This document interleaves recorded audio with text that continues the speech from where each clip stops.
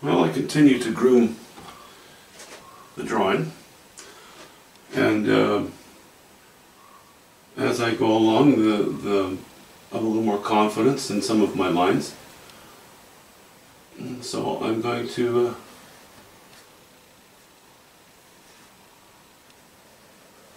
lay some of them in with paint.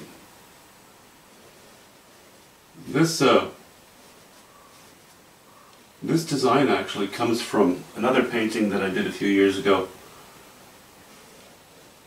It was a little different format. It was 12 by 24, or 24 by 12 rather. So, you know, enlarging it, this would be actually 48 by 24, but it's a 36 by 24. So the shape of the thing is a little bit different than it was.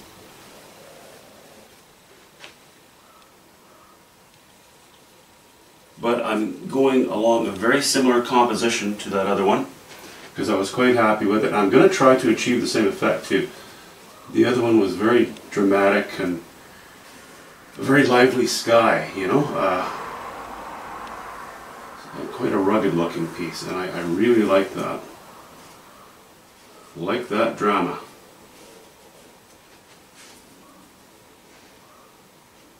So here's a line I'm sure of.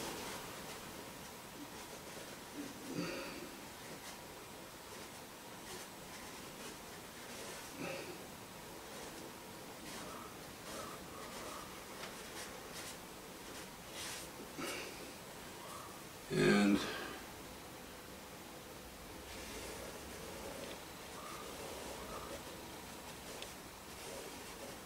this one as well.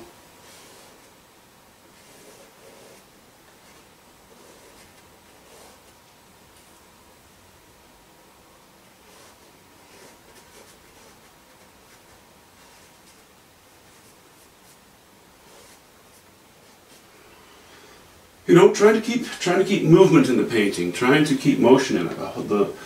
The hills, as rugged and choppy as they are, they still have this downward flow. You know, well, okay, the sky is going to start here, right? The sky's going to shoot up from behind this hill. So it comes in this direction, goes down in this direction, bounces off this boulder, and will spill down in this direction. So you have kind of a movement. It helps to direct the viewer's eye through the painting.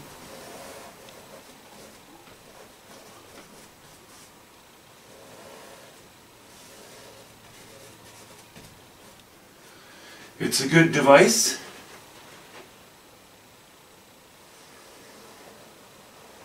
Good method. I guess device is a bad word these days. Gee, don't want to be too divisive. Ha ha ha. Anyway.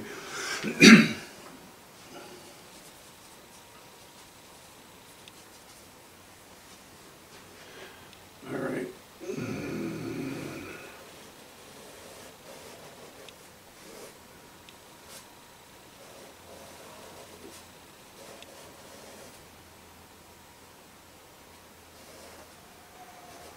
That is below the split in these two trees. I don't want this peak directly under the peak of another tree above it. I try to avoid that. You want to try to avoid that. Things get monotonous if you don't have a little variety in there.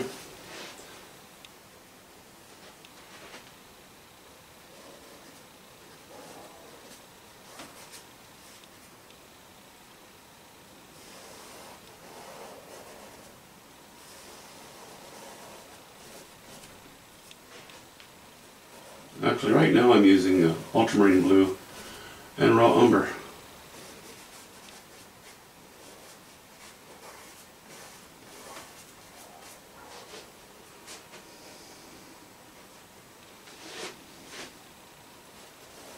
I think I like that line as part of the design for a cliff. Okay, don't get too fussy yet. Don't get too fussy. Get the gist of the thing down first. That temptation to put in little details beforehand is usually counterproductive. For me. Everything I say about this is just, you know, just kind of expressing how I do things, you know, how the ways that I find to be beneficial.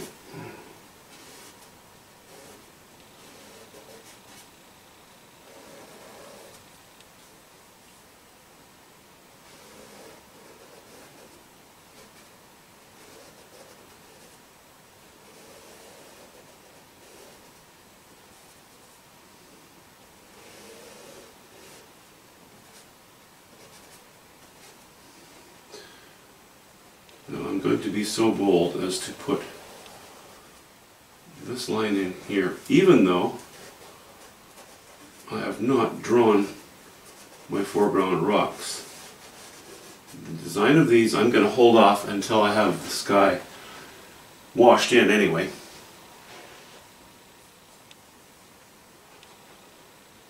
But I think I'm safe to put in where water meets rock.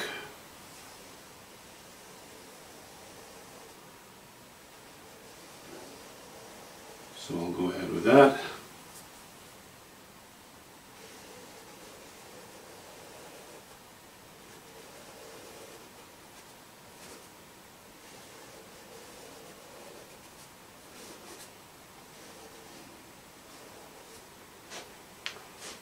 Okay. Now, I know this area is silhouette. I want this dark high drama in this area.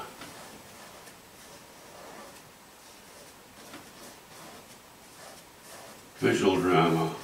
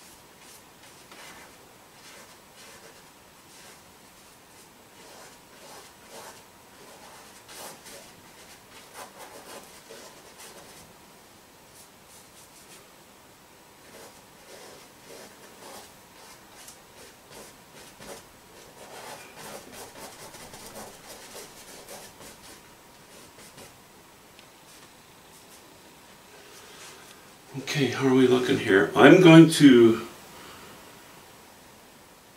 wash in the sky now, so I'm going to drop the painting so that I can see it clearly. I don't like looking up at a canvas at all. And now I can look across at it mostly, and you have a pretty clear shot of it on the camera. Let's see, maybe I'll go up one click. Yeah, that works. Just zoom in a little bit here. Okay. Time for me to commit to some of these lines in the sky.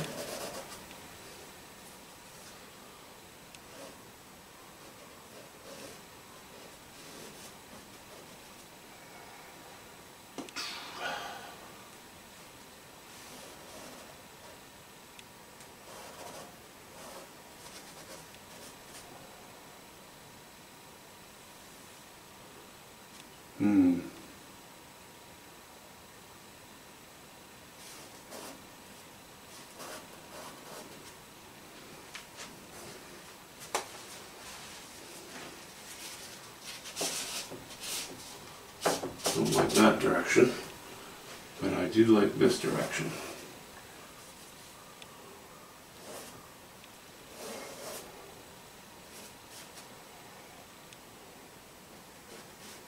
Looking up at it, I want to try to maintain that appearance as I paint through the sky here.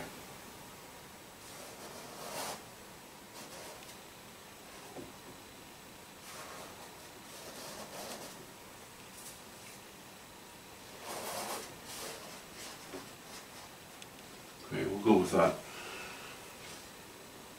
We'll go with that for the time being anyway. Now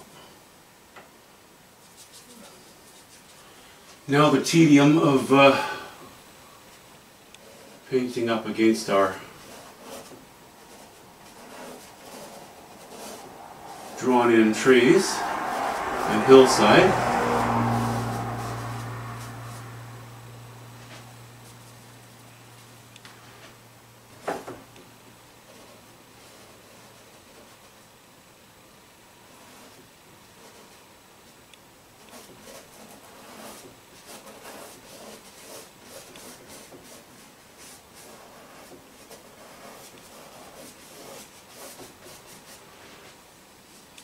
This is the back side, the shady side of a fairly threatening cloud that I'm putting in here.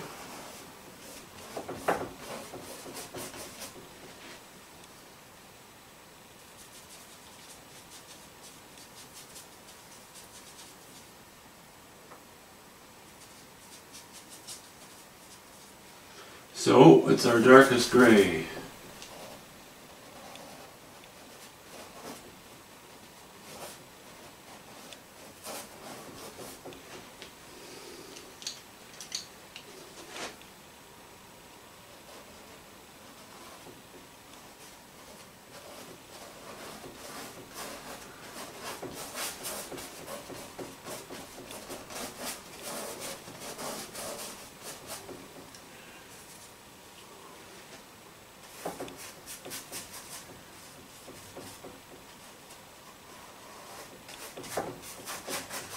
Okay.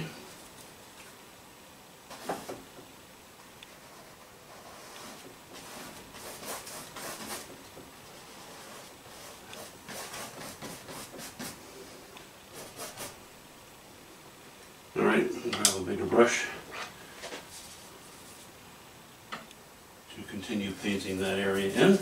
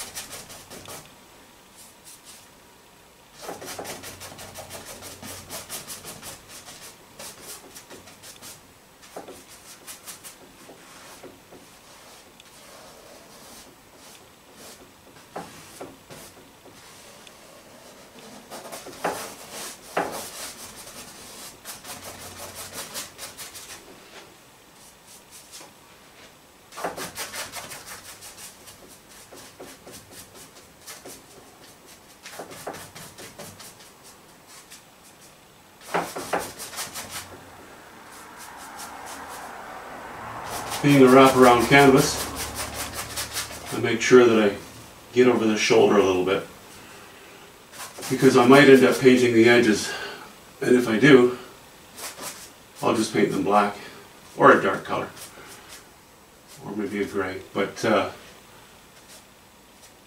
there's no frame on it, so you'll have nothing to hide the white bare canvas if you have not painted right to the very edge and even slightly over the edge.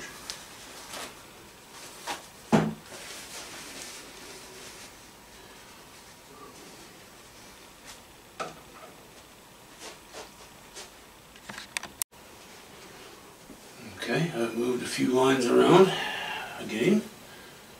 I snuck away from you and did that.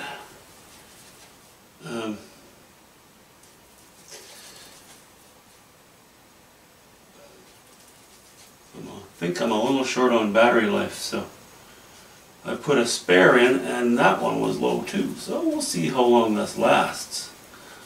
Hopefully it's just fine.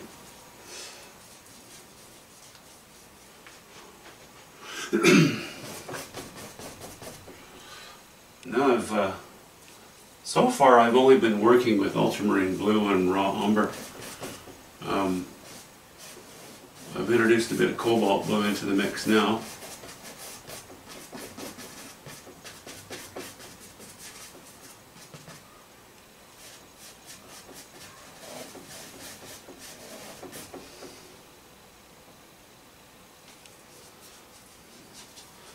the entire wash-in of the sky really will only consist of ultramarine blue, cobalt blue, raw umber, and yellow ochre. Just varying grays. Well, and obviously titanium white, eh? Always titanium white.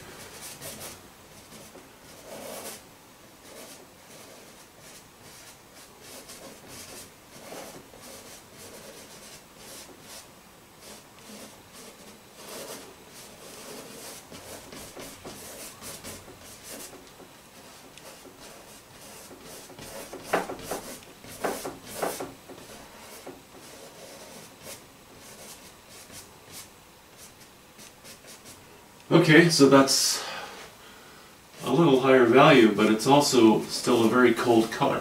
An even colder color, a colder gray than this. So it pushes it back a little bit.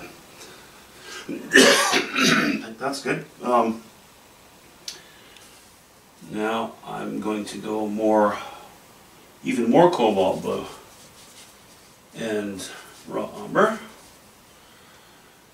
This entire area will be along those lines.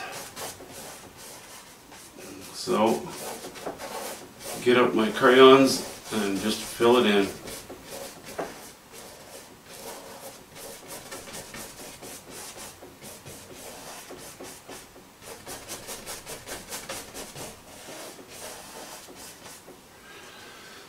I'll grab my other brush here.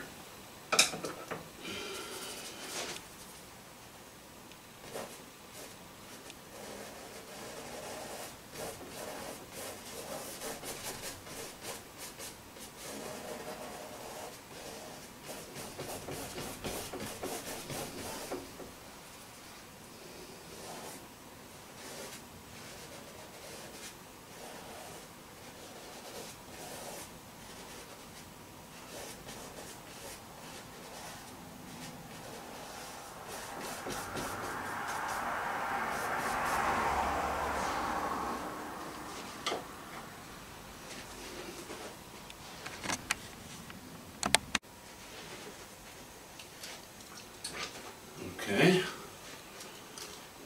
now we're going warm.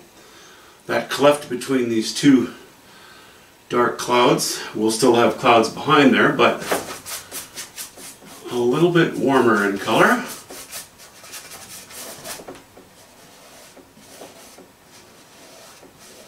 And I've got all this funny looking structure here that will become less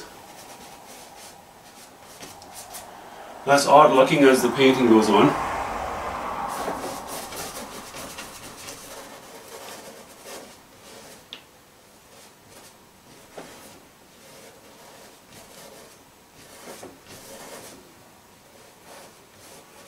But that's okay, that's the purpose of a wash-in, it's just one of many steps.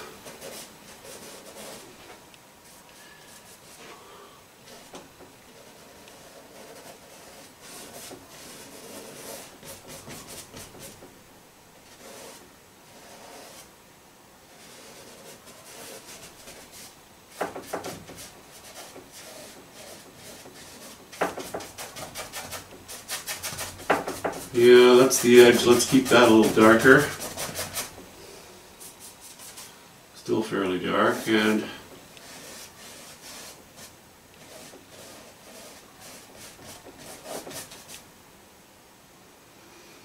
now I'm going to add a hint of yellow ochre, a little more white.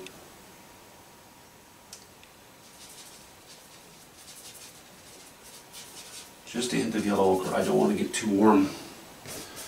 Don't want my colors to be too warm just yet.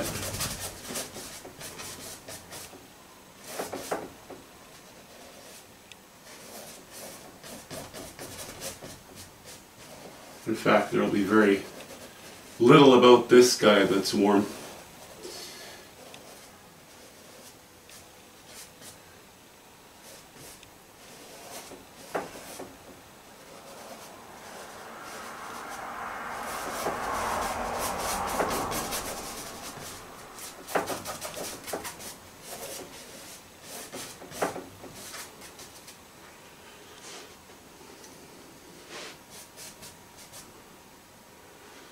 Okay, I'm leaving this dark. It's not going to get much lighter.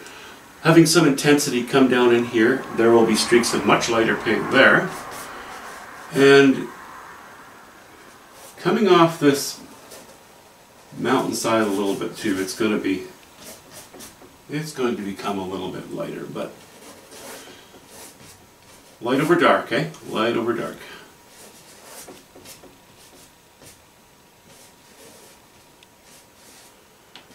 Okay, I gotta give my batteries a good charge. I think I'll upload this. Talk to you later. Oh, and thanks for watching. Mom said, thanks for watching. Always say thanks for watching. Blah, blah, blah.